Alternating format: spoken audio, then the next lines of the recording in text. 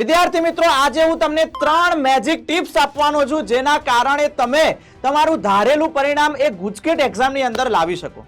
તો પહેલા નંબરની ટિપ્સ છે કે તમે પહેલા તો પીવાયક્યુ જુઓ. 4 થી 5 વર્ષના પીવાયક્યુ ઉઠાવીને જોઈ લો, કારણ કે આપણે જે યુદ્ધ લડવા માટે જઈ રહ્યા છીએ તો એનો ઇતિહાસ તો ખબર હોવી જોઈએ ને, કે જે એક્ઝામ છે એ એક્ઝામનો ઇતિહાસ એટલે કે પીવાયક્યુ. બીજા નંબરે તો જ્યારે તમે પીવાયક્યુ સોલ્વ કરશો એટલે તમને ખ્યાલ આવશે કે બધા જ એમસીક્યુ તો એનસીઆરટી માંથી પૂછાયેલા છે. તો આપણે ફોકસ શેમાં કરવાનું છે?